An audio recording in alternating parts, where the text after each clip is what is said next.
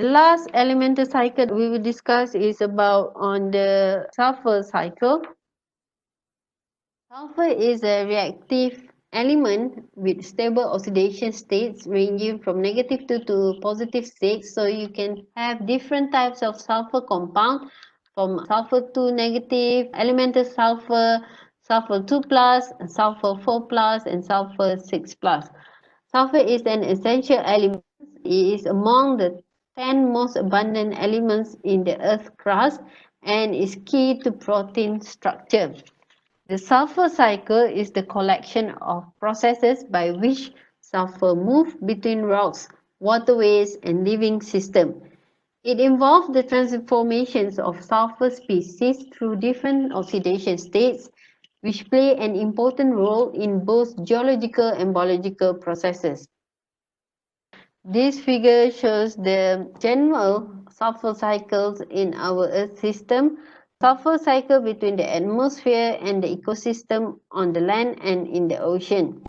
About 95% of sulfur that enters the atmosphere from the world ocean comes from dimethyl sulfide. This dimethyl sulfide has a strong smelling sulfur compound. It is a breakdown product of organic molecule made from plankton that have a smelly smell, where if you nearby ocean or beach or seaside, you can smell the salty smelling. That actually comes from dimethyl sulfide. Sulfur is also released in the atmosphere from volcanic eruption, which release sulfur gas. So ecosystems do naturally release sulfur, but human activity have largely increased the sulfur emission into the atmosphere when we burn fossil fuel like oil and coal, and then we introduce sulfur dioxide into the air. In the atmosphere, this gas will combine with oxygen and water to become sulfuric acid or sulfate here. This sulfuric acid is the main contributor to acid rain. So from the atmosphere, sulfur compound do return to land by dry particles or dissolve in rain. So too much sulfuric acid in the rain is the main cause of acid rain.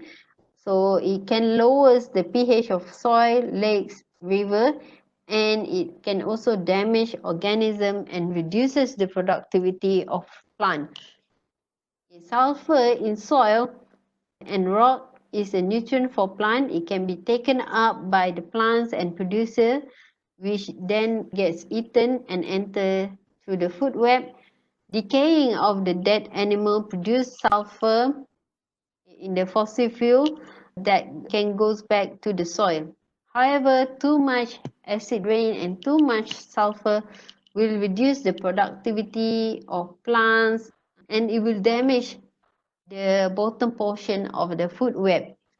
Some of that sulfur will fall back to the earth again and is taken up by and recycled through organisms in both terrestrial and also in the ocean. Sulfur does eventually fall back to the bottom of the ocean in sediment, and geological activity will bring sulfur back up to the earth's surface, which this process is very slow process. And then weathering of or breakdown of rock can release sulfur from surface of rock, making it available to the terrestrial communities. And sulfur from rocks can also be released back again through volcanic activity.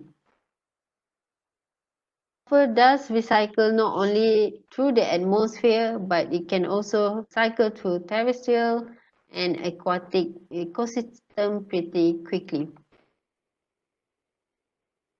Sources of hydrogen sulfide gas in the atmosphere can come from volcanic eruptions, hot springs, anaerobic decay in swamps, bogs, and tidal flats of sulfur-containing biological materials, weathering of sedimentary rocks.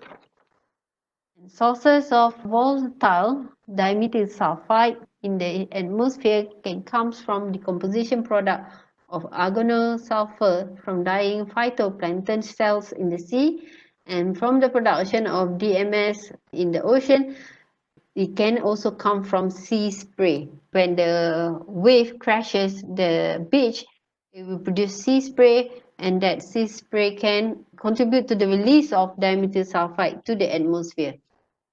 And sources of sulfur oxide or sulfur dioxide gas in the atmosphere includes from volcanoes, reaction of DMS with oxygen gas, reaction of H2S with oxygen gas, and burning of fossil fuels such as coal and oil. Sulfur oxides react with tiny water droplets to form sulfuric acid. It also reacts with ammonia to produce tiny particles of ammonium salt, and the wind can carry droplets of sulfuric acid and particles of sulfate salts, which then falls to the earth as acid deposition. All things require sulfur to make protein. Plants get sulfur by taking up sulfate salts from the soil. Animals get sulfur by eating plants, and all the living things release sulfur compound when they decay. Decomposition releases sulfate salts, which can be taken up by plants. Decomposition also releases hydrogen sulfide gas, which some enters the atmosphere, but when the decay occurs in an oxygen-free environment, anaerobic bacteria break down hydrogen sulfide and release sulfur gas. Oxygen requiring bacteria can incorporate sulfur into sulfate salt, which can be taken up by plants and enter the food chain once again. This is a detailed flow diagram indicating all the main species and process occurs. You really need to understand what happened in each process, from what happened in the ocean to the terrestrial to the atmosphere. The human impact to the sulfur cycle. Actually, human activities does not cause a major change in the global pools of sulfur, but they do produce massive changes in the annual flux of sulfur through the atmosphere. Without the human impact, sulfur would stay tied up in the rocks for millions of years until it is lifted through tectonic events or volcanic eruption or weathering or erosion.